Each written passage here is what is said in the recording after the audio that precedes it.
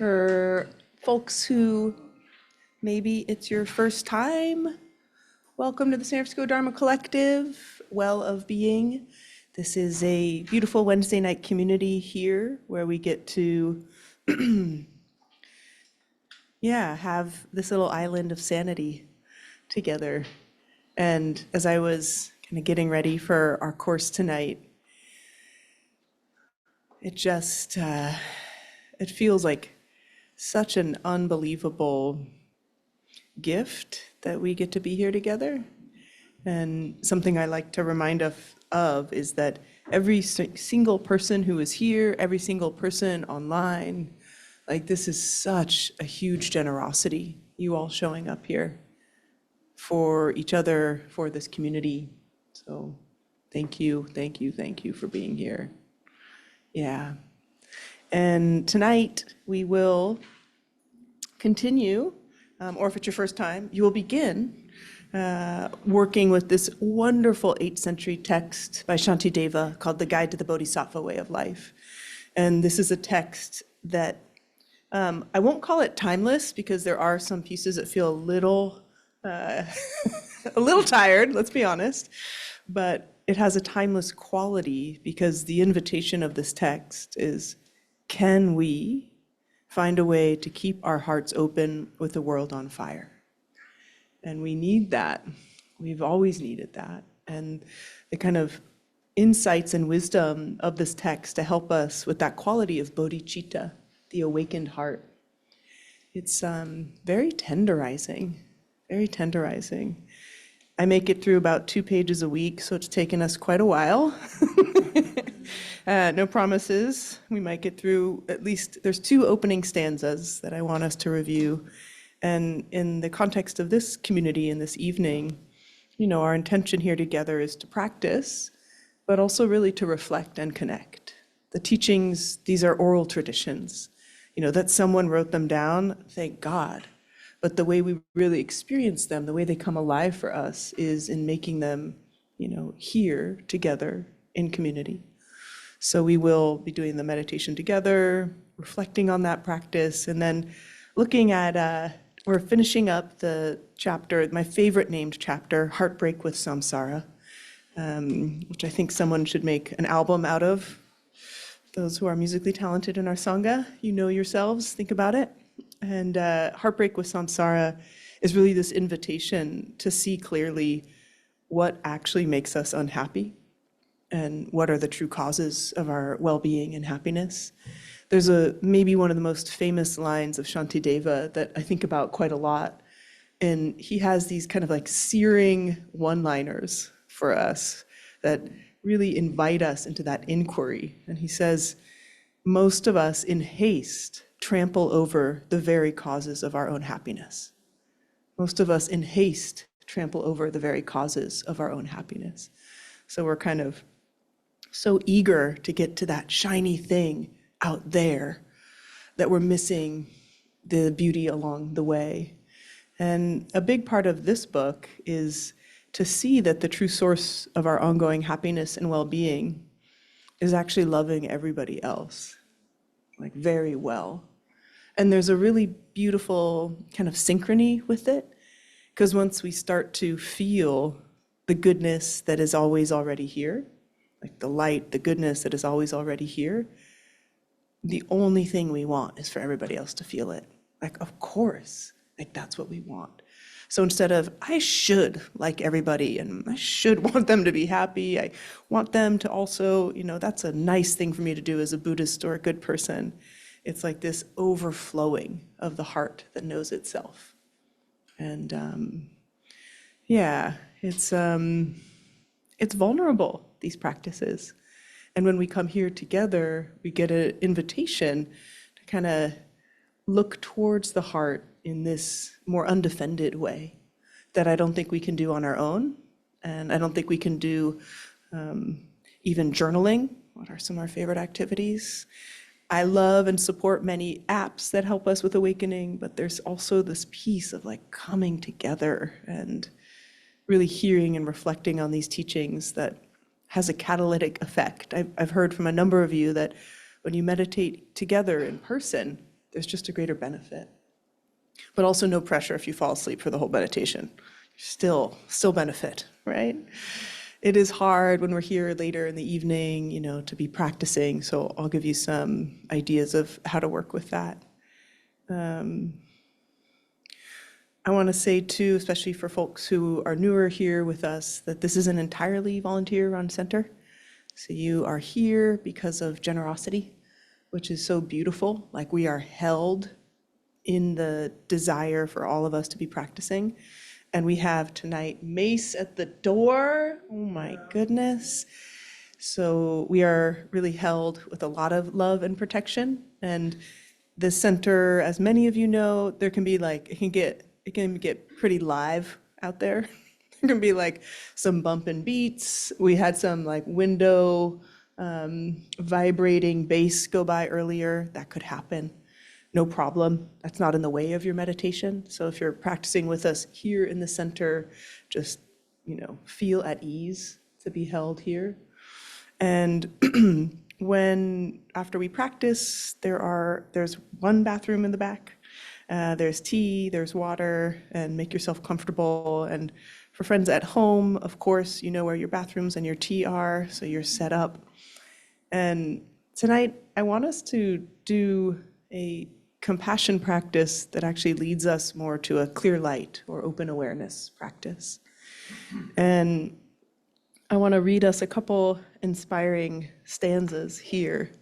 So as we become these bodhisattvas or warriors of compassion, one of the things we need to balance is training and stabilizing the mind alongside a really deep, clear, and understanding of why we want to train and stabilize the mind, meaning getting clear on our intention, and then the tenderizing of the heart.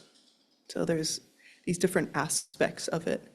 And in this chapter that we are in now, it's called Breaking Down the Barriers.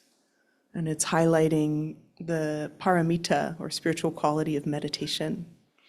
And in breaking down the barriers, the invitation is, can we really loosen the chains of self-cherishing or the chains of feeling separate and open our heart to the reality, which is apparent all around us, of interdependence, of connection? And there's two little stanzas I want to share about that, and I'll describe practice. So though this is an 8th century text by Shantideva, the commentary in this text is by Pema Chödrön, who many of you know. She's been a teacher and a gateway to many folks in these teachings. And she says here, the cause of our suffering is our concept of ourselves as separate and continuous. Whenever we cling to me or mine, when we think of our body, our spouse, our emotions, our possessions, or friends, this causes us to suffer. The intensity of our pain, according to the Buddha and Shantideva, is dependent on the intensity of clinging to an impermanent, ungraspable I.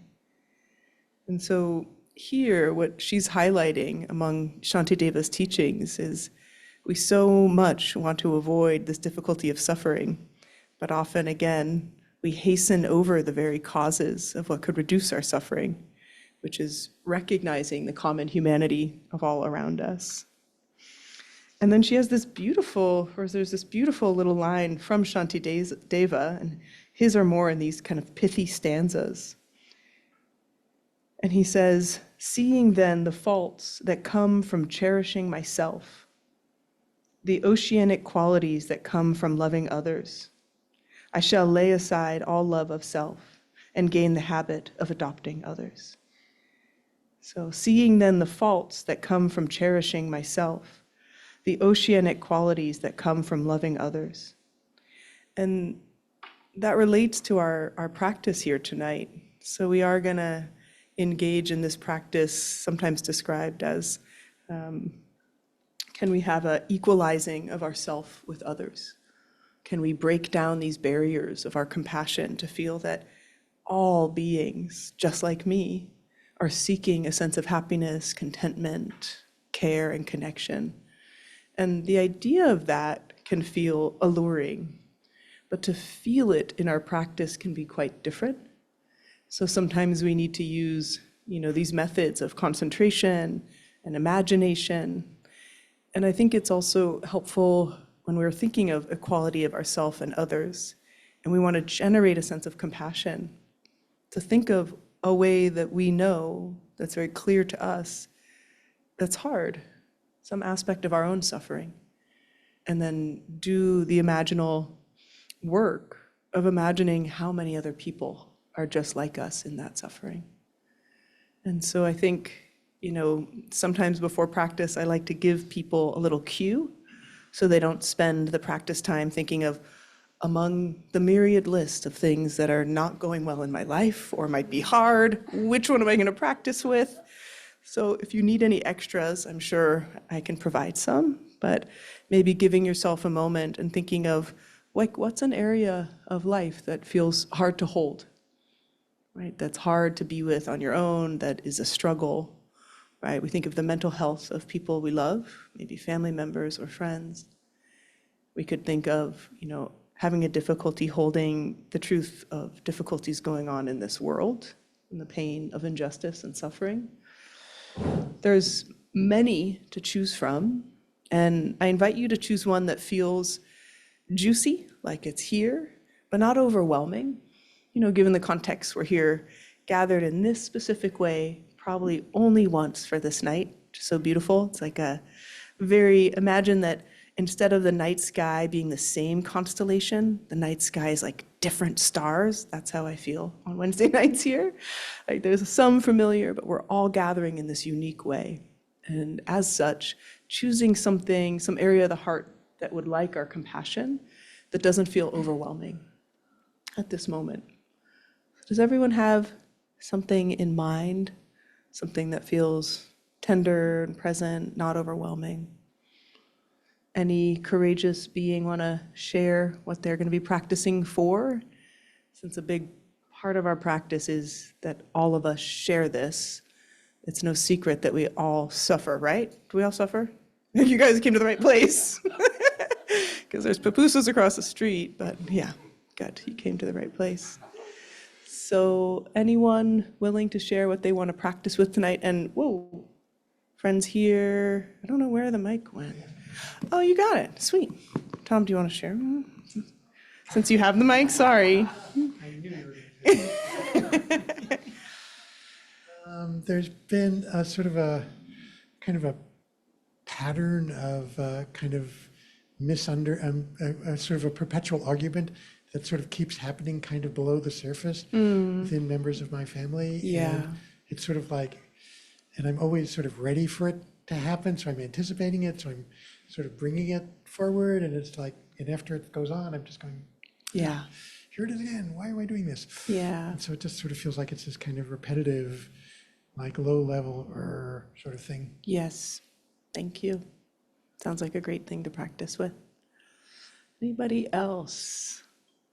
What do you feel like practicing with? What feels like could be a good target? And again, kind of the generosity of sharing it, which may already mirror what other folks are having here, may inspire them as well.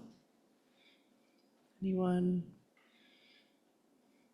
If friends online want to share, you can just raise a hand. I'd like Oh, to share. Jason. Hey, Hi. good to see you. Good Nice to to be see here. you. You know, I've had a very difficult work conflict that has made me feel completely disrespected. So it's this feeling of like I go at what I'm doing with as much integrity as I can give, but I'm not seen.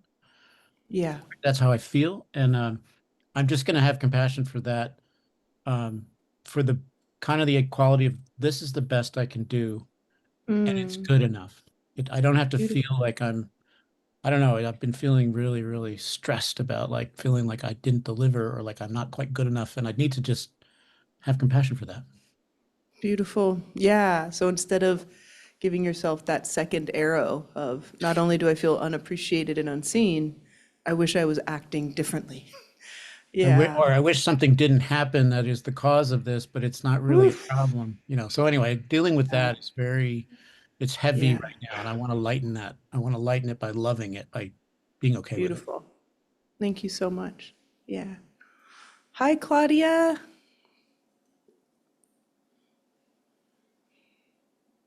Oh, we don't hear you yet. You're muted.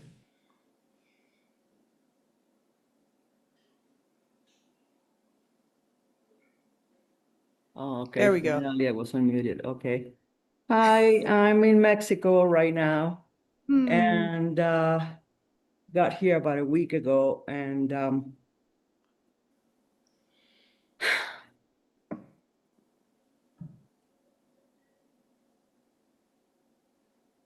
Yeah.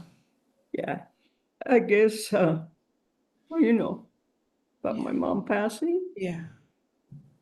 And so it's kind of like landing harder Yeah. now that I'm Yeah. here. Yeah. And yeah, so I've been meditating and then also I guess what hurts is the reality of how divided and broken my family is, you Yeah. know, so that hurts.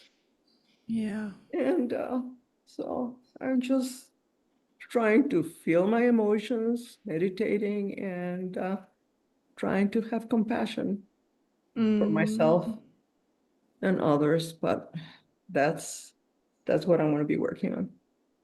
Thank you, Claudia. I'm so here with you. Yeah. I'm so glad you're here with us. Thank you. And yeah, so not alone. Losing a parent, right, is such a profound loss to carry, and to feel it alone is so much. So I'm glad you're going to carry it with us, or we carry it with you. Yeah. Thank you. Thank you. Beautiful. So, with the tenderness of Claudia's heart, too, there's a way in which compassion just drops us into ourselves, like into the heart. And in this practice, we're going to invite that dropping into the heart almost as though we're rooting down. So then we can feel the expansive openness of awareness. Because what is often in the way of awareness is the kind of coming and going of thoughts and ideas and this and that. When we drop down into the heart, into the body, it's like we can exhale. And while compassion is still there, we find that non-separateness of compassion and space. Like that space is truly permeated by warmth and compassion. So that's our invitation. How's that sound to everybody? Okay. So we will practice maybe 25, 30 minutes or so. I really support folks in finding a posture, whatever it is. Friends online, you can lay down. Friends actually here could also lay down if they wanted that. It's really nice to have compassion practices feel very supportive. So we'll spend some time inviting that support. And then just as a way to shift our energy and feel the presence of being right here in the body, let's begin by inhaling our shoulders up to our ears, and then exhaling them down the back, and twice more, inhaling up, exhaling back, and one more time.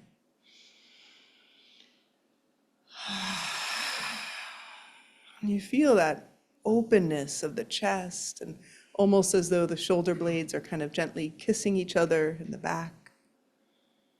And finding a place for the hands to feel easeful. So the neck is relaxed. The hands are either on the knees or maybe folded in the lap. Feel, sense, or imagine just this elegant uprightness of the spine. This beautiful stalk of the lily.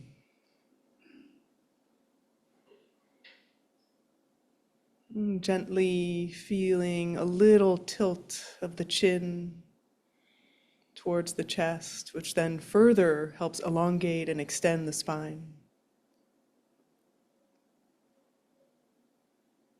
Softening the eyes And softening the eyes again. And then really softening the eyes.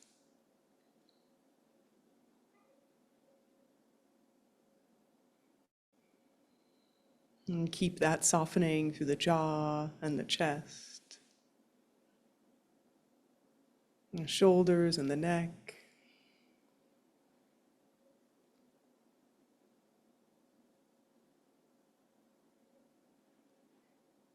And finding the very base of our posture by inhabiting the belly fully.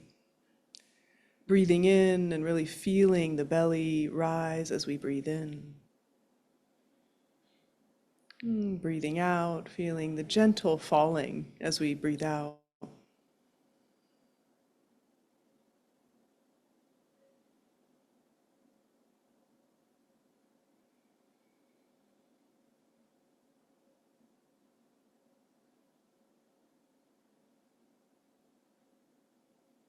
When the bell rings, simply listening to the bell ring.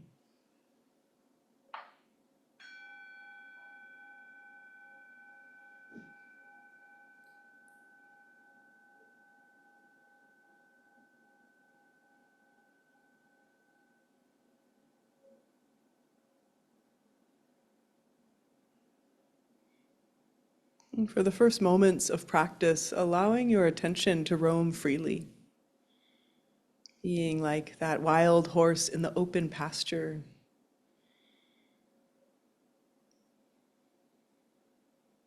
Noticing sensations or sounds,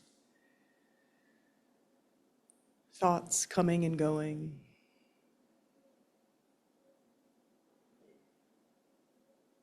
Just staying present with whatever is here.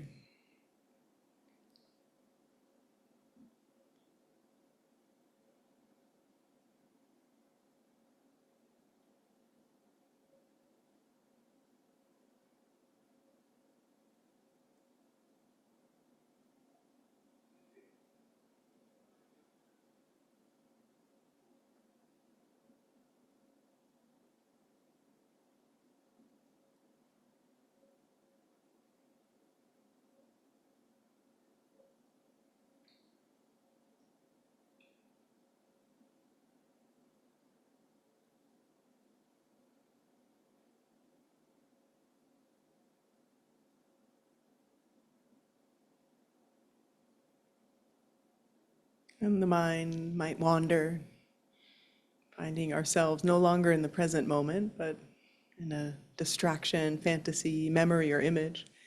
No problem, no problem. Just gently coming back to the present moment just a bit longer, really allowing ourselves to roam freely through all the sense portals, sound and touch, maybe even the play of light behind closed eyes.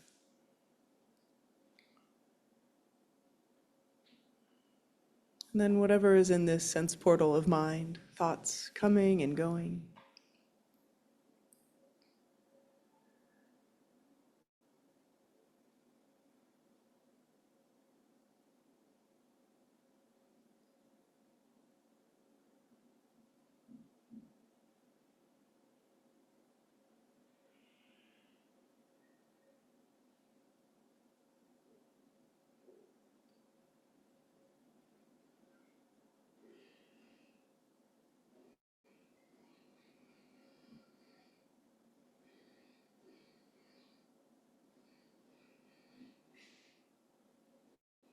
Letting sounds be sounds, letting thoughts just be thoughts.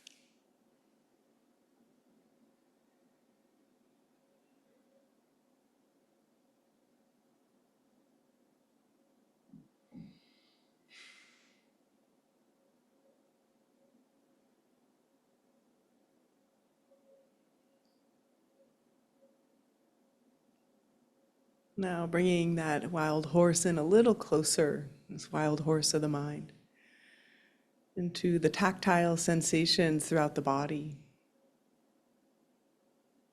And so feeling the aliveness of the body, and sensing the different sensations throughout the body.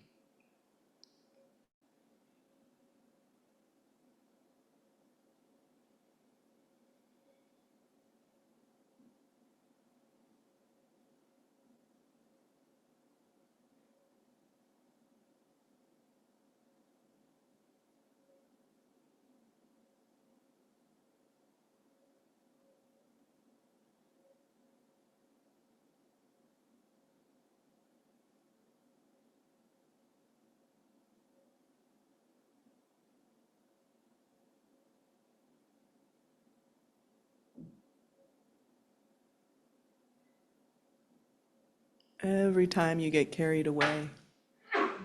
And you can always find a kind way to relax, release, and then really noticing what is it like to reunite with the present moment, to be fully again with the body and sensations in the body. And coming back is just as important as staying, so keep coming back.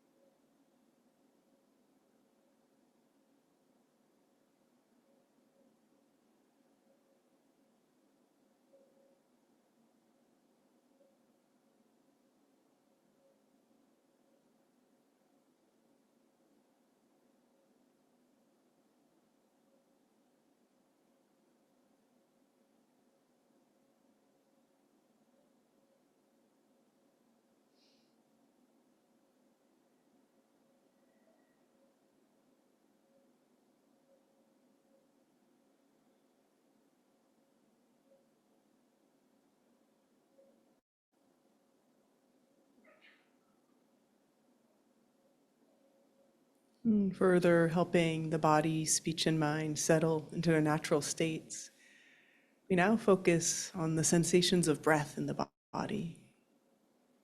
Breathing in, feeling the body, breathing in, and breathing out, continuing that feeling, sensing, and knowing of the body, breathing out.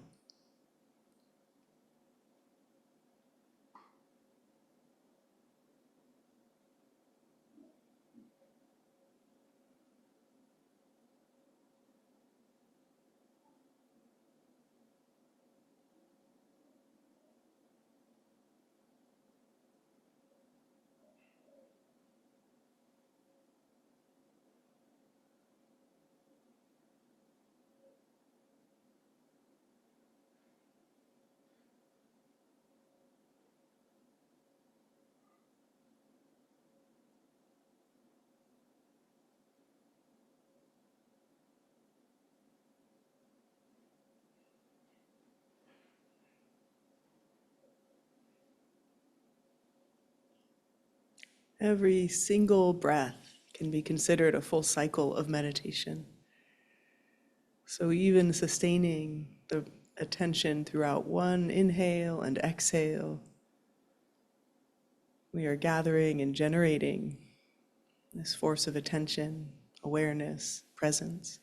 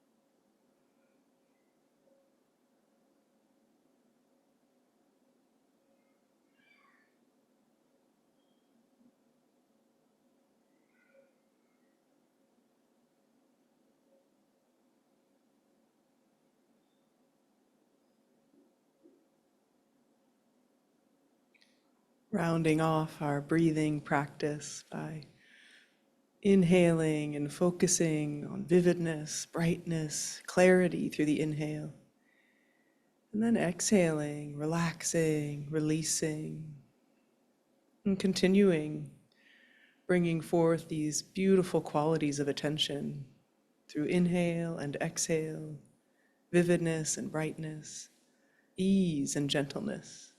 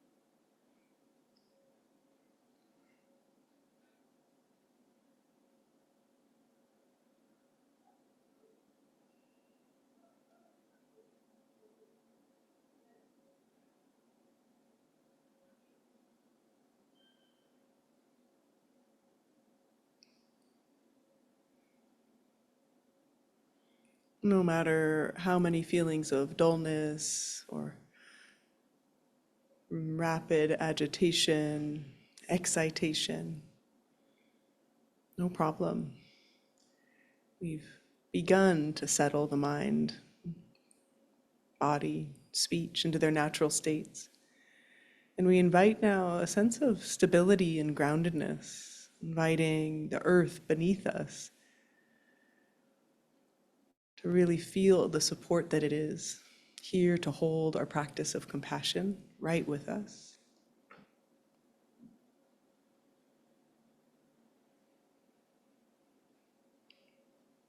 Even if we are 4 or 5 stories above the earth, we know that it is there beneath us.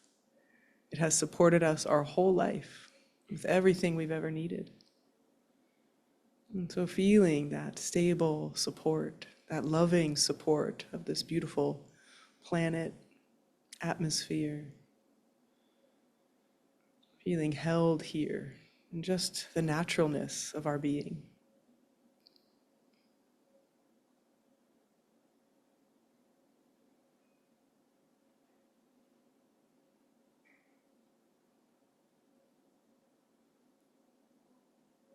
And as we shift now to the compassion practice, to visualization, mind, imagination, we begin by priming the pump of our own compassion right within us. So taking a moment and considering all of the compassion we have received in this lifetime. Compassion of the earth in supporting us, compassion of so many beings, all the ways in which we have been loved and cared for, almost unfathomable. Quite literally, we are made up of all of the compassion we have received in this life. And feeling this very body as a body of compassion.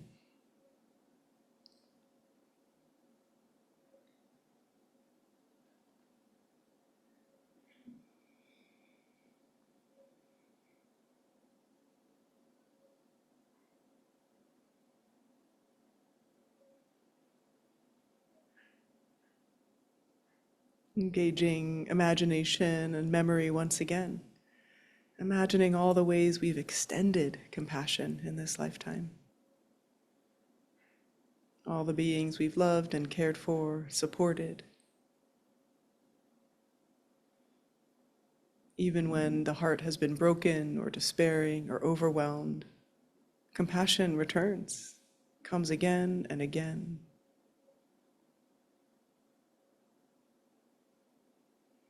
Feeling that potential of indestructible compassion right here.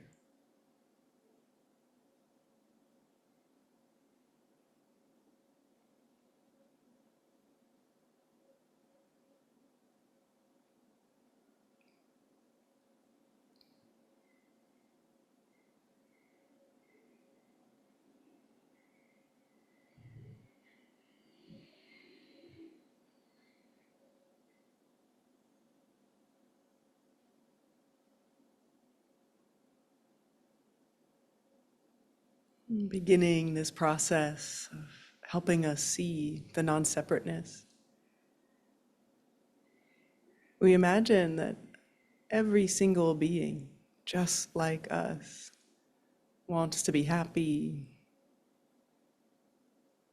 wants to experience ease and peace.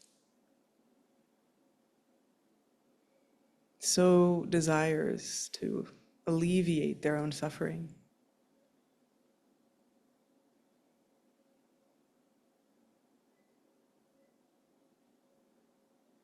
And to help us make that feel real, we can begin with the beings in this room and online, certainly, each one of us desires to be happy, to feel more free. And not only do we sense that for these beings gathered this evening, we are one of those beings. And so this gentle touching in to the very fundamental aspect of compassion, a quivering of the heart when we recognize the struggle, the difficulty, without trying to think too hard. Just imagine the vast array of suffering in this room, the challenges, the difficulties, and let that tenderize and open the heart.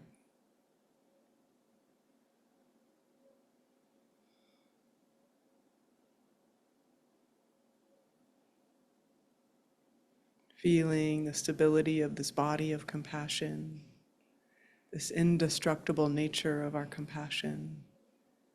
From there, we can let the heart feel moved and touched and open.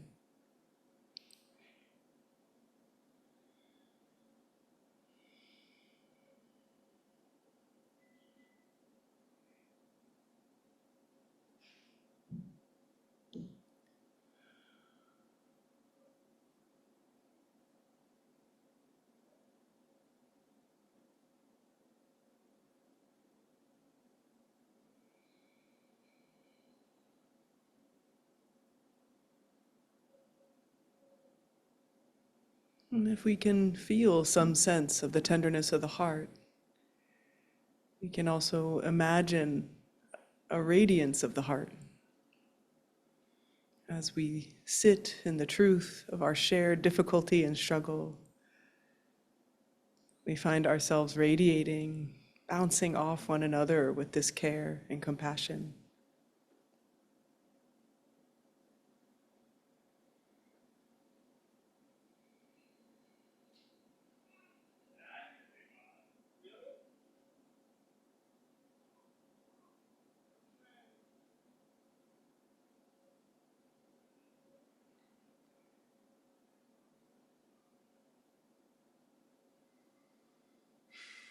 And practicing together in this field of compassion, bringing it closer to home, bringing to mind something that we are struggling to hold,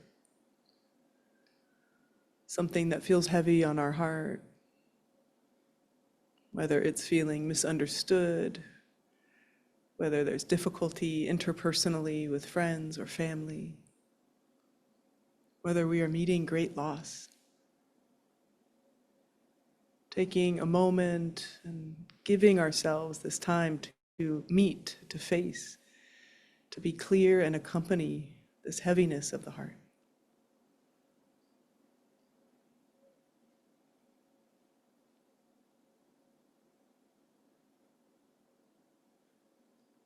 Breathing in, feeling that sense of compassionate accompaniment. Breathing out, feeling that sense of compassionate accompaniment.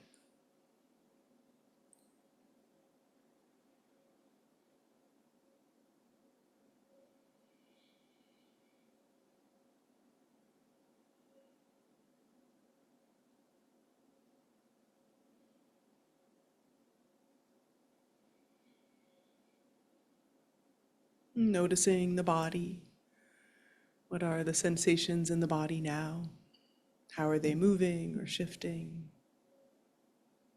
Really embodying this sense of compassion with our own struggle and difficulty.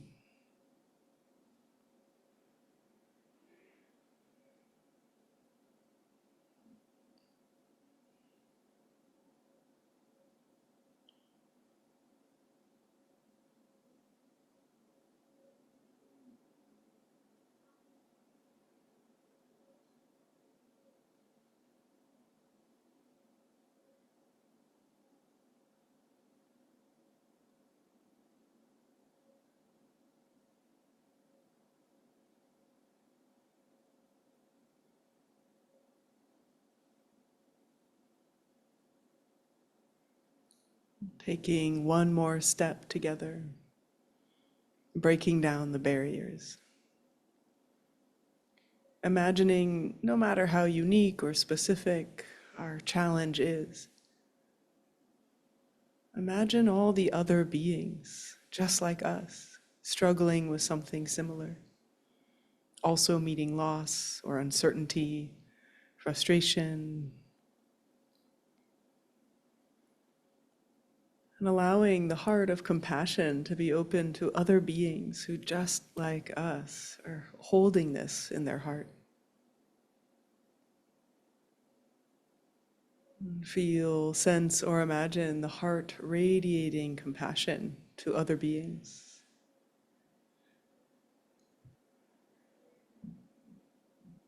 May these other beings feel held in their own love.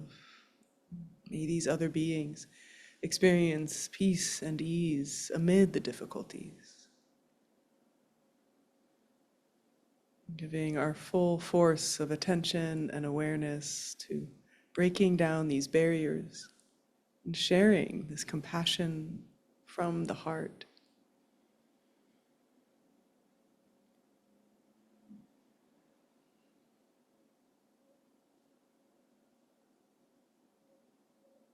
If it's supportive, you can place a hand right on the heart.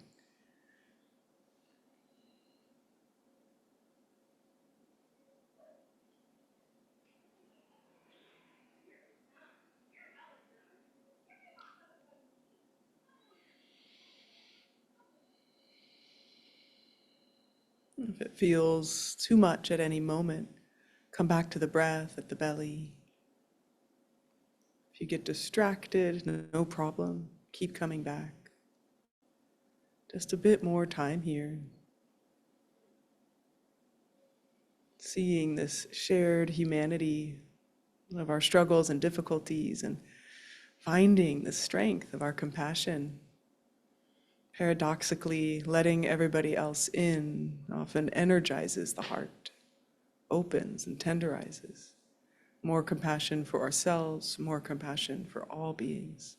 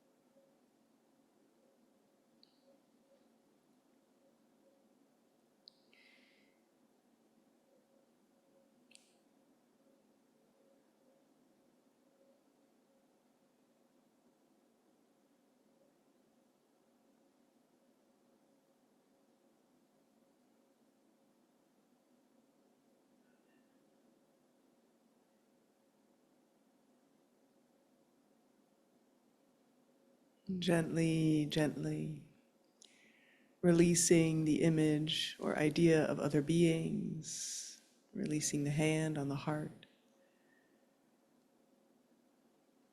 And simply feeling this body, heart, and mind as body, heart, and mind of compassion. Release even the knowing of our own struggle, just being with the momentum of our practice.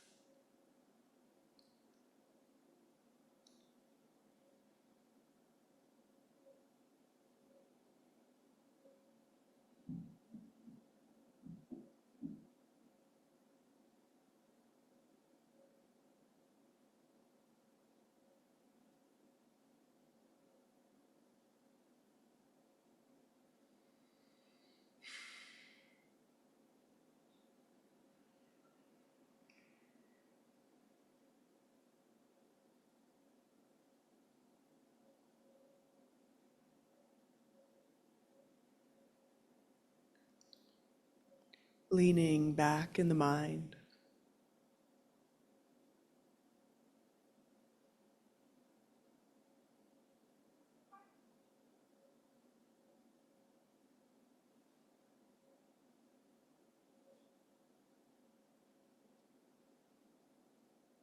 And feeling whatever quality of spacious awareness is here.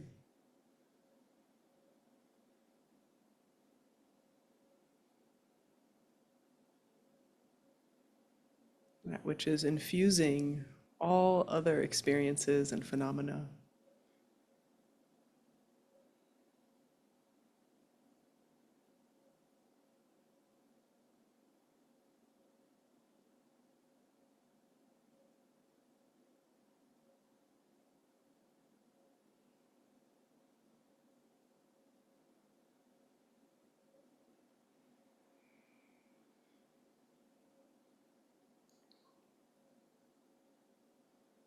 feeling, sensing, or being this ocean-like quality, vast, spacious awareness.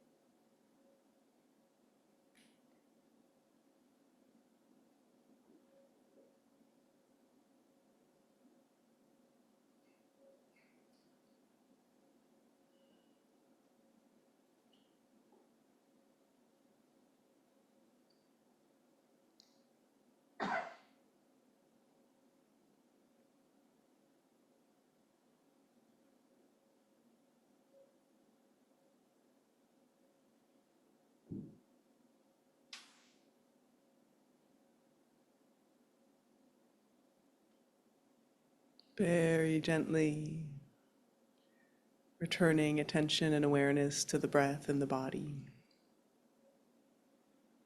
Breathing in, feel, sense, and know the body breathing in. Breathing out, feeling, sensing, and knowing the body breathing out.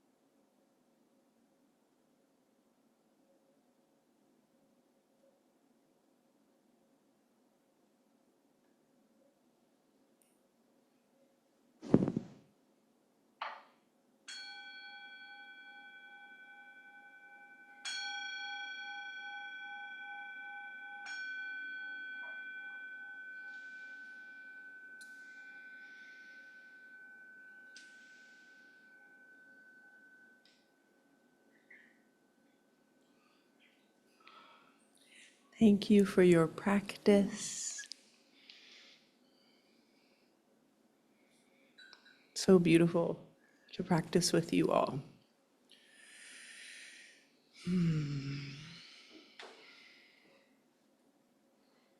Good down and dirty work of opening the heart right here. So before we shift into some opportunity for reflection, a reminder for some folks that this beautiful, unique constellation gathered here together is really possible through a shared set of care and compassion for one another. And part of that is recognizing that there's no way we can know the experience of others in this room. We have some idea, but it's very limited. And in order for us to feel the possibility of sharing, we have to truly engage with compassionate listening and compassionate speaking. So on the compassionate listening, that's looking around with what's called pure vision, that every single being here is already a Buddha. You see that? It's pretty clear. So when we're speaking, right, we can have a sense that sometimes are on our way to become Buddhas, maybe we don't have it quite figured out, or we're doing, not doing the best of explaining ourselves or whatnot, but what we see shining through is that Buddha nature. So to really hold as much as possible without kind of assumptions and judgments, but with compassion. And when we're speaking, similar, right? We want to kind of speak in a way that shines our light, that is clear, and be very considerate and empathic to the whole room in what we're sharing and how we're sharing. How does that sound to folks here? All right. Folks at home, sound good? Okay. So, yeah, would love any questions or reflections on that practice. We do quite a bit of Tonglen in this sangha, but that's a little different flavor we did tonight. So would love to hear from folks, anything they are willing to share.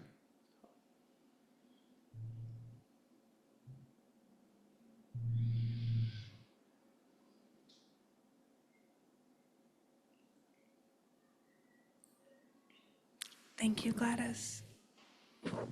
Thank you.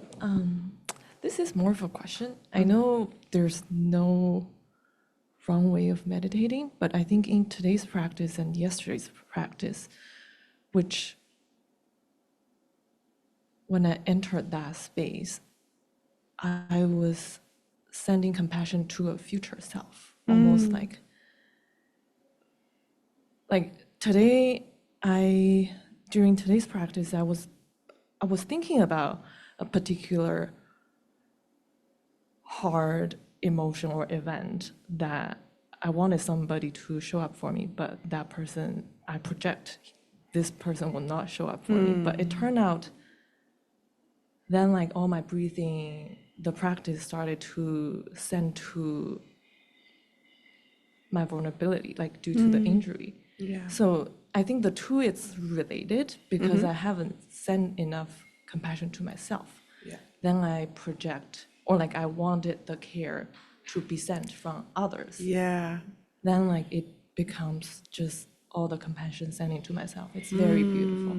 I think yesterday when I did practice, it's also the same, and which kind of keeps me thinking like just all the being across all times, and there's no distinction between the past or the present or future. It's all connected. It's just this spectrum of all the unfoldings. That's so beautiful, Gladys. Thank you for sharing. And so whoop.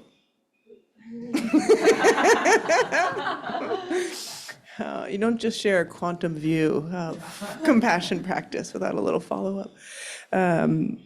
Yeah, I just want to understand it, because what it sounds like is you really brought wisdom into the practice. I think so. I think if I don't judge my practice, I hope it's not the planning part of myself, like doing the work. Yeah. But it feels good. Yeah, because I think that, this idea of what we're sending compassion towards can completely dissolve in the practice once we feel the love in us. We're like, feel compassion for this person not showing up for me. And then it's like, irrelevant. I just feel compassion, right? That person, we're kind of,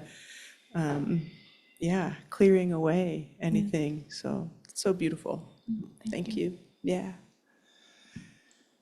Anybody else? Question, reflection, objection? Yeah, good. An objection. Well, it was interesting what you were just saying about that. For me, it felt like the person or the thing was like a catalyst for the sensation. And once I settled into it, I was feeling quite dull, and I was kind of, doing the practice. But then once all of a sudden I kind of tapped into that compassionate heart, it kind of opened. I could feel that light you were talking about. And I've had this sensation before, so I could kind of recognize when it was coming on. But then I kind of dropped all of the people or problems or whatever. It just became this feeling that just opened and expanded. And I just settled into it and just let it be. And it was actually quite energizing and brought me out of that dullness as well. And so I just sat in it.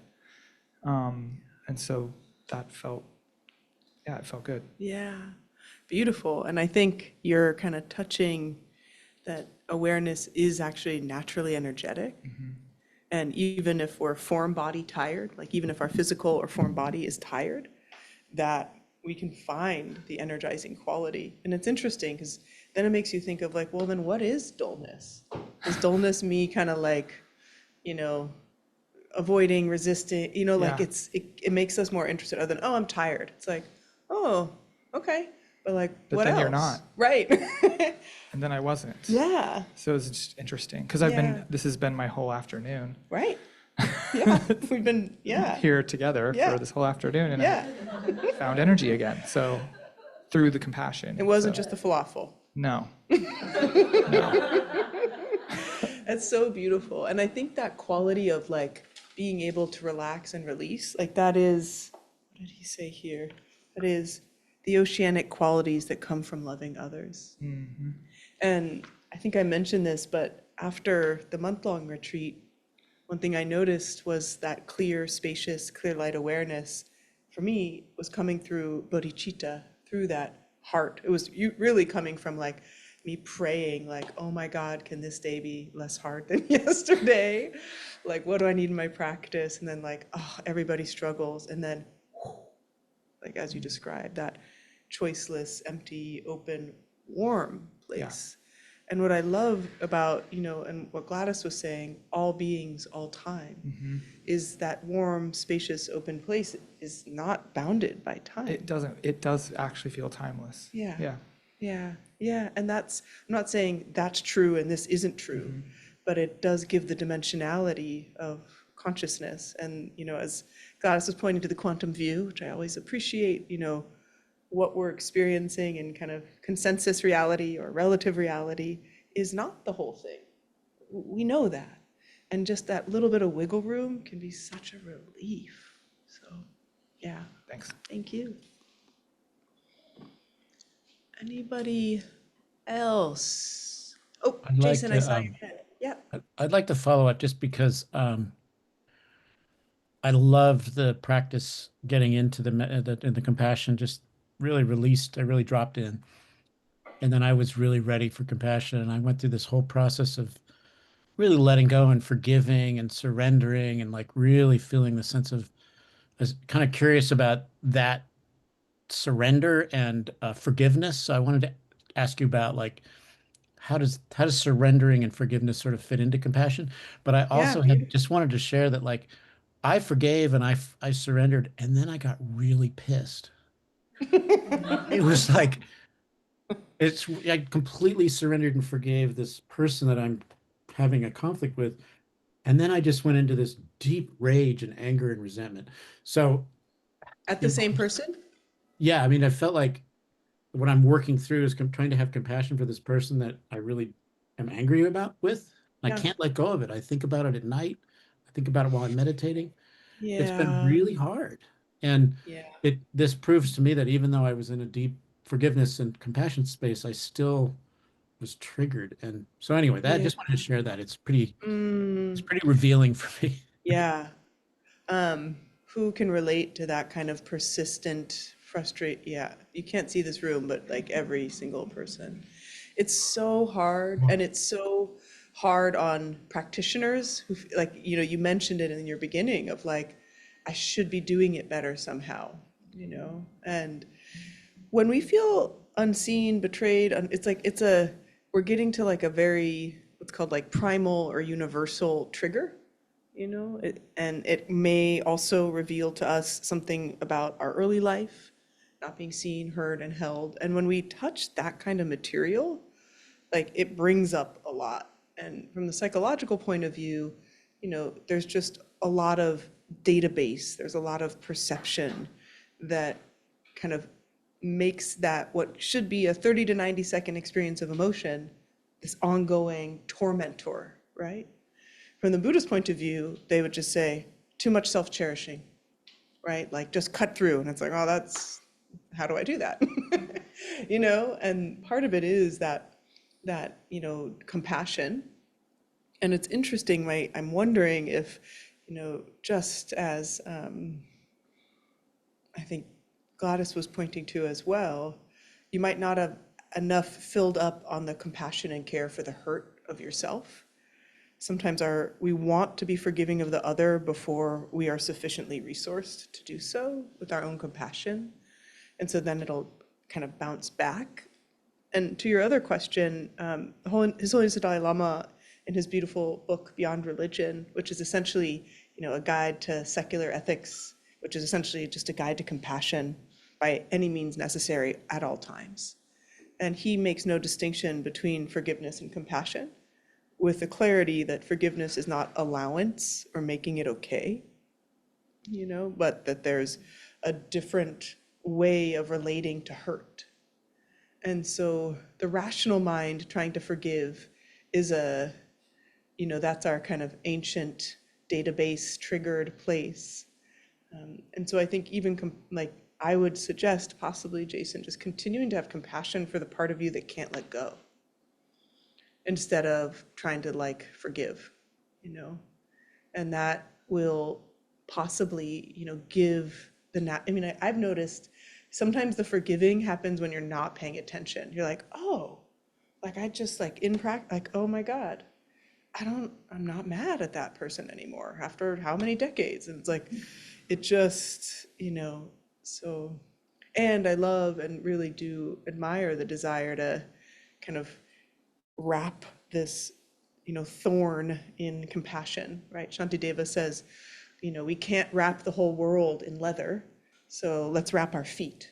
But it's an analogy for we can't, make everyone in the world compassionate. So let's make this mind imbued with compassion so everything it touches has that quality. Yeah, and that's what's a little bit paradoxical about this book that's dedicated to all beings of all time, and yet all the practices are for us. Because actually we can't do that. We can't be that without it for us. So thank you so much. Yes, Claudia.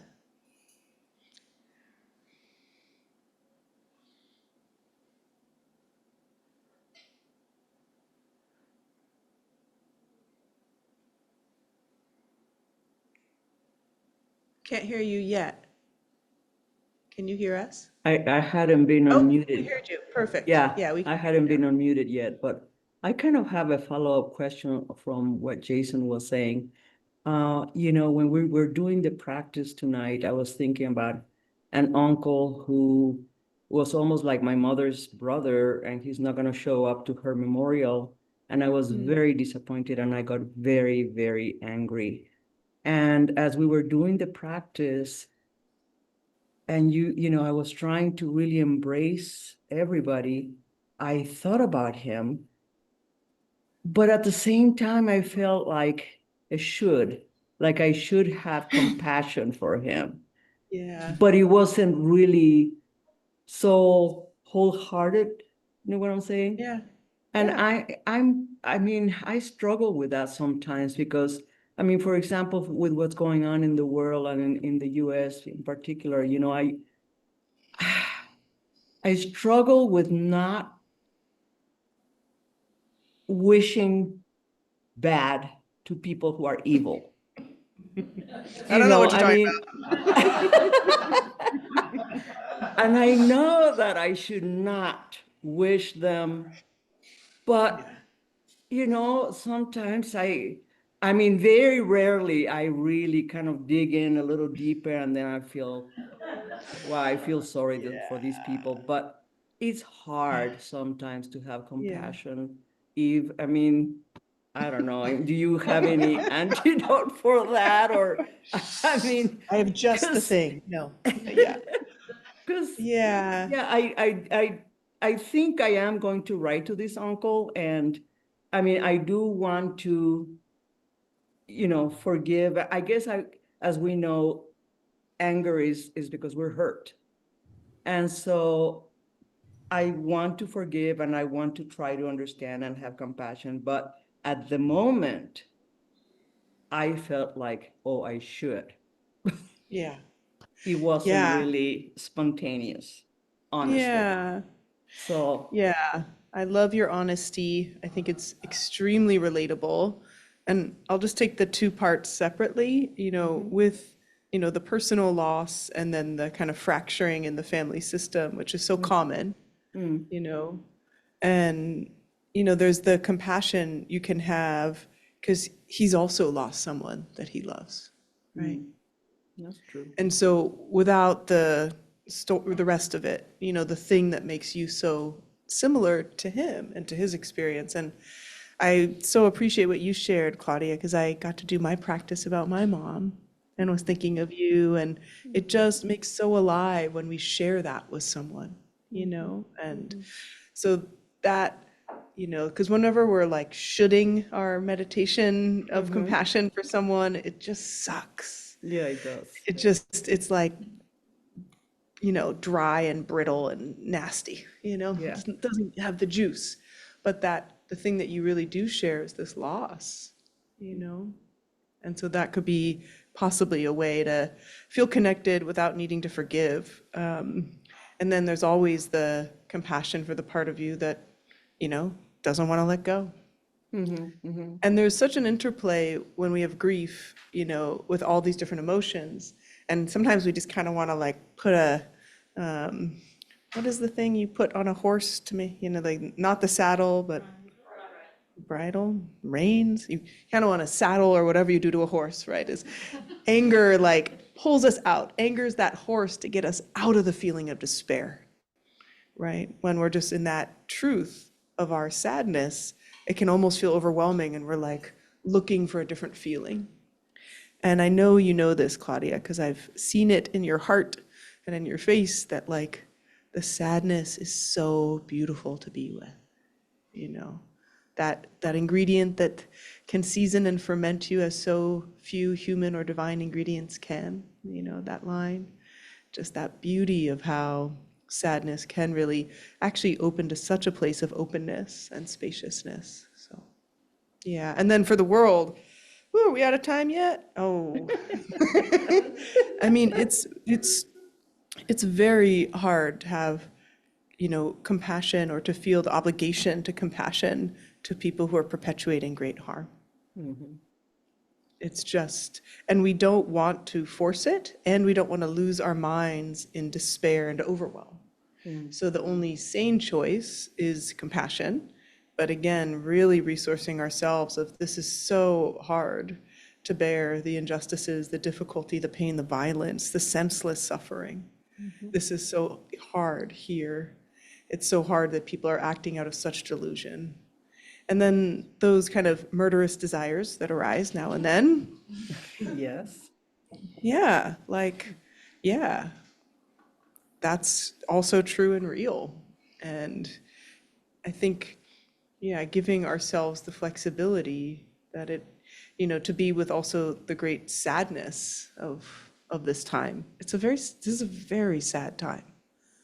And so we can be in this sadness together, you know, and feel great care. And then, as always, with sadness, actually, compassion can feel like the likely way to go, but empathetic joy can like lift the heart.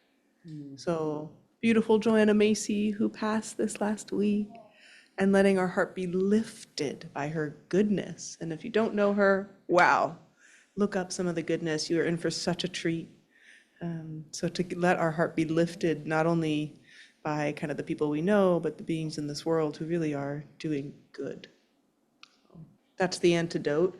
But it's okay. You can still touch into the fierce aspect of our compassion as long as we don't stay there or act out on it. Thank you.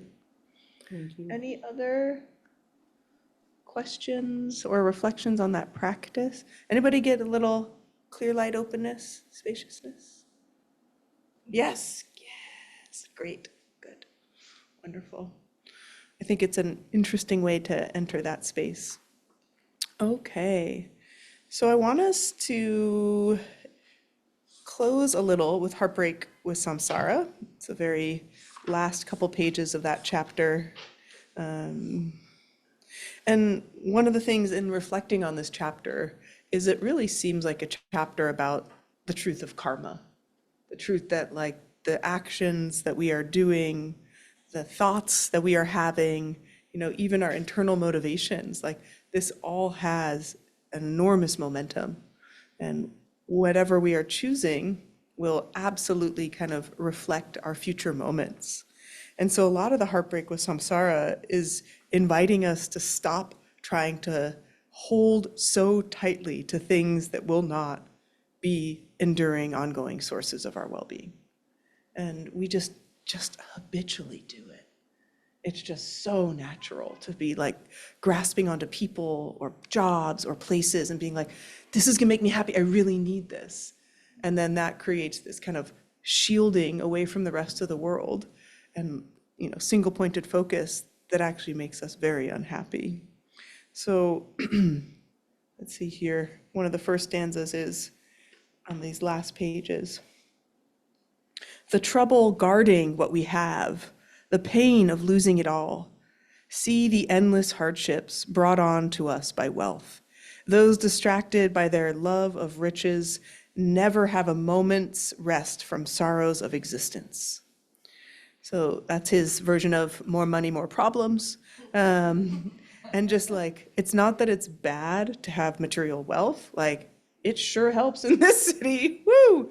But it's if we are constantly in fear of losing it, right? And single-pointed focused and like, that's our worth, that's our well-being. It creates this like unending sense. So the next stanza is, they indeed, possessed of many wants, will suffer many troubles, all for very little. Mouthfuls of the hay the oxen get as recompense for having pulled the cart. So if you don't know Shantideva, he likes to diss people on the side. So he's saying people who like wealth are like oxen seeking the hay, right? Like after your long day at the office or wherever, or the school, like, you know, there you, all you get is like just this little bit of hay. Like it's not,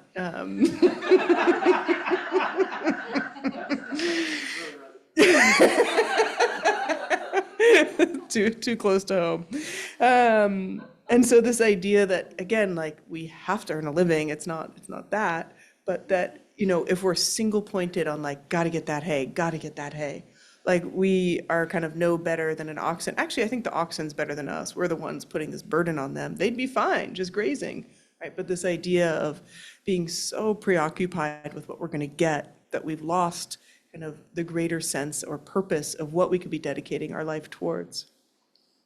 All that we desire is sure to perish, and afterward we fall into hellish torment. The constant minor troubles we endure are all for what amounts to very little. Shantideva also likes, you know, the kind of upsell or the scare tactics. So all that we desire is sure to perish. Afterwards we fall into hellish torment.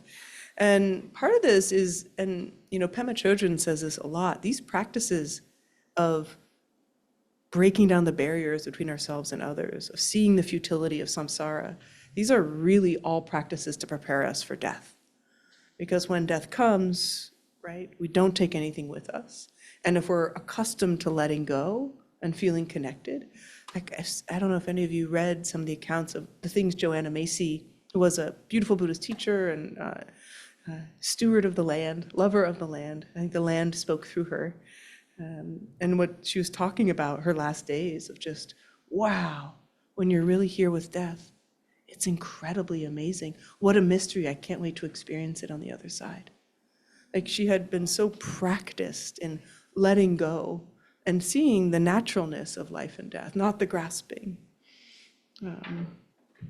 And Pema says, these stanzas refer to the pain of samsaric existence. Friends, wealth, homes, and other transitory comforts are like a banquet before the executioner leads us to our death. We may get everything we want, but the pleasure is fleeting. What's more, if we harm anyone in the process, the end result will be pain. Even if we harm no one, we still strengthen our craving and the habit, which is never in our best interest. So again, it's not don't want things, don't love people, don't enjoy delicious ice cream. I went to Mitchell's last night, still good for the record. Get the things you love, enjoy them fully, but don't make them the source of your well-being, right? Like that's the ongoing heartbreak with samsara message. And then, you know, the invitation is, and this is kind of true, like, you all are here tonight. Nobody forced you to be here.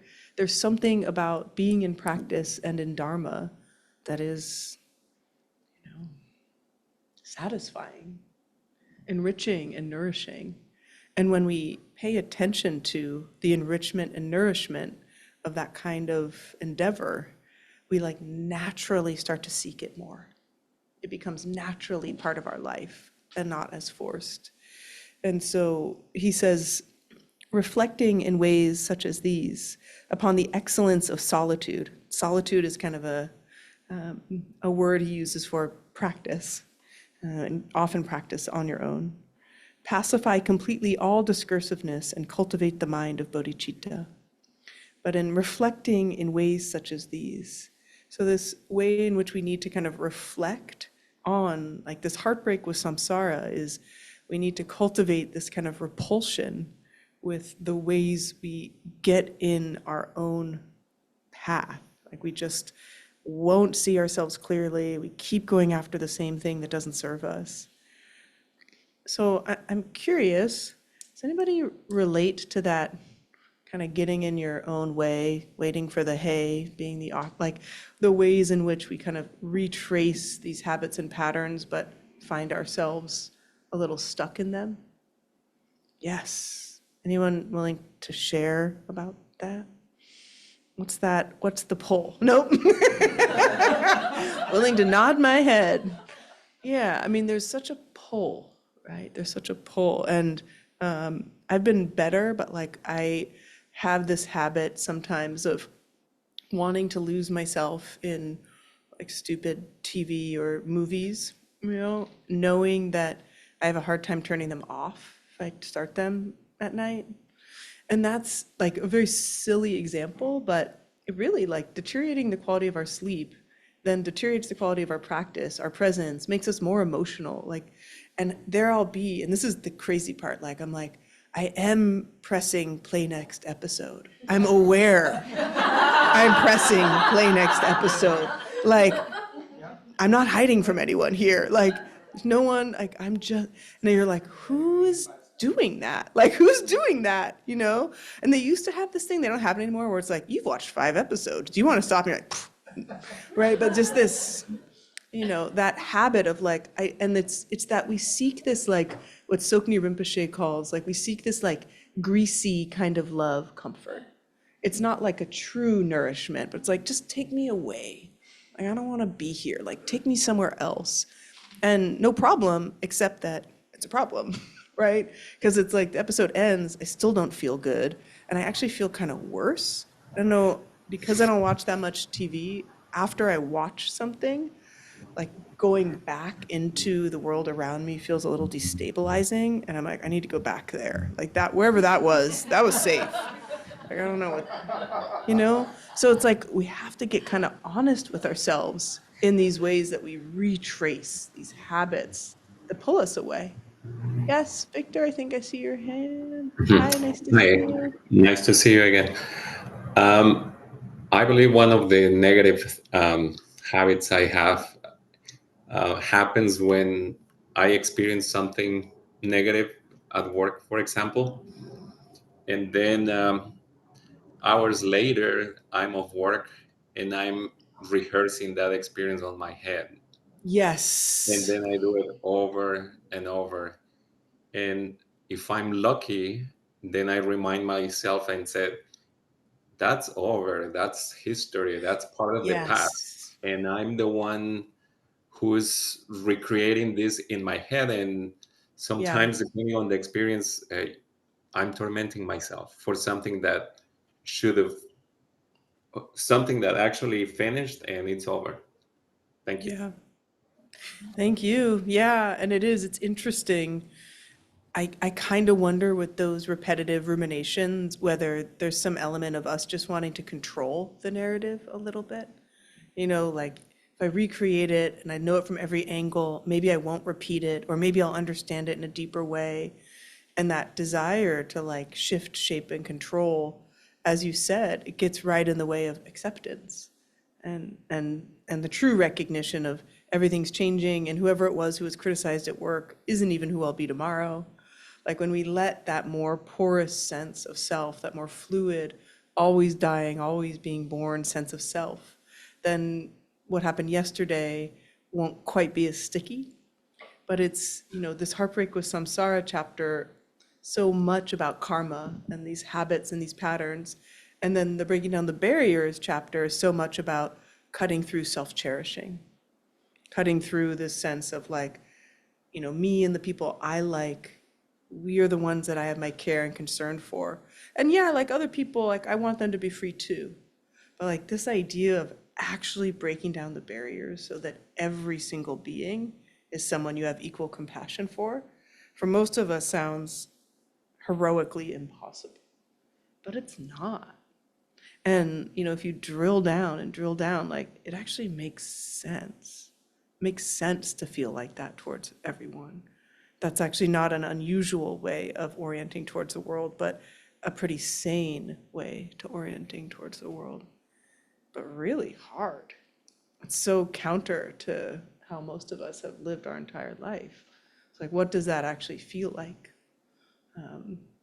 On my bike ride here, where I try to do all my Dharma practice, I was trying to really, every single person I saw, like love them equally like they were my mother. And yeah, like there's some people it's easier. I'm like, that's easy, okay. And like, it's like, oh my God, I'm like not even like 1 second passing by and still the judgment's in the way, right? Of like, and yeah, and it's like all the kids, no problem. Like so easy for all the like animal beings, of course, right? But then we find those barriers, and that illusion of separateness gets in the way. I see a hand, but I can't see the name. Hannah. Hi, Hannah. Hi. I was going to say something about the barriers between the people that you love and you and your family and then the Yeah. other people. And I was going to say, or I will say, I feel like that's kind of similar to this experience of like for me at least, of like being helpful or doing things for others. Like it's like when I have enough, once I have enough time or once I have enough money, I'll be able to Right. get back. And once I'll be, always kind of putting that off. And really realizing that like I actually am capable in a lot of ways to do all of those things right now. Especially in like the political kind of climate where I feel very privileged and Yeah. but that's like a thing that I'll get to at some point. I literally will be like, oh wow, I need to get involved. It's like at night when the news is on, I'll be like, oh, I need to do something real quick. And like it's like a thing on the to-do list. And part of it is not knowing how. But and then part of getting in my way of myself is that I will maybe start doing something and that is like kind of coming from the heart, and it's not about the hay, and it's truly about being whatever, just trying to be useful. And all of a sudden, slowly, it will become this other thing. Like it's like a side of where that came from or something. Yeah. So I don't know. Yeah. Yeah, I think I hear what a couple things, which is I think a lot of us are struggling with like what we can do and how we can do it, and not feeling necessarily clear or empowered in how to be in our, as Thich Nhat Hanh would suggest, like our engaged Buddhism, right? Like with the world, for the world as it needs it.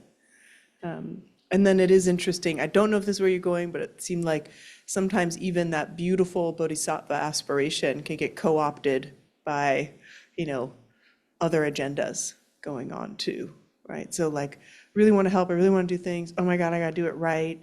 Am I doing enough like this other person is doing? We can get into comparison as well. And more, I think comparison is like hell.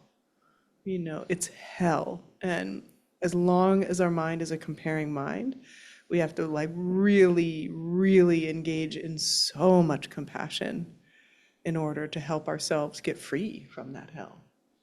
And so it's, again, I'm not sure if that's exactly where you were going, but I think it's really interesting to see what's in the way of us taking the engaged action. It's not always the right time to take action, but when it is, like, can we have that runway clear for ourselves because we've been practicing, we've been identifying, we've been strengthening our motivation and coming back to motivation, intention, aspiration, and getting clear on it time and time again. And that's what, this book offers, this very clear motivation. As long as space remains, so too shall I remain, to alleviate the suffering of this world. So as long, and this idea that as a bodhisattva, we actually could decide to just hang out and no longer return to this planet. We could be in these beautiful pure realms, but we are committed no matter what, as long as space remains. It's just such a beautiful aspiration. Even if it, again, sounds really far off, it's a nice place to have an idea of what a different kind of orienting to the world feels like. So let's feel that together as we dedicate our practice.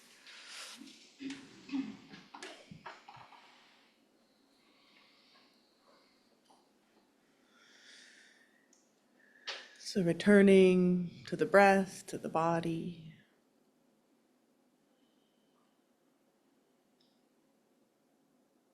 And feeling the radiance of compassion that's always already right here.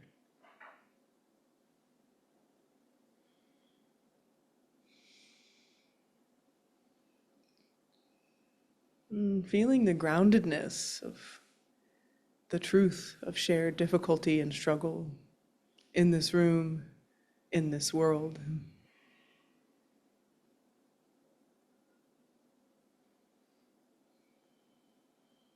And this beautiful, tender heart of compassion.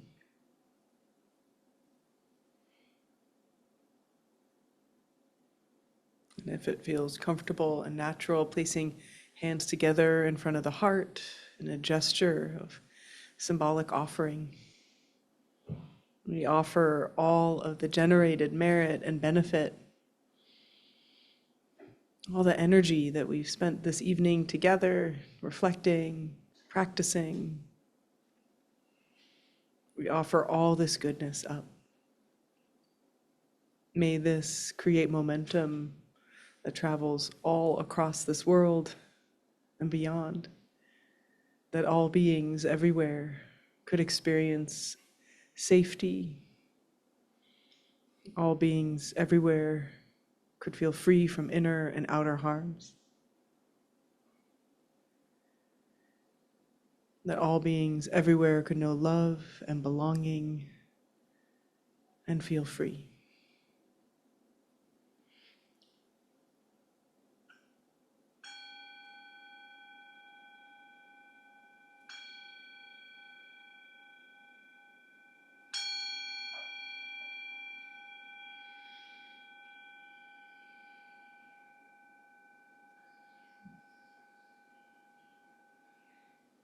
Truly, thank you for your practice. It's really so beautiful to be here with you all.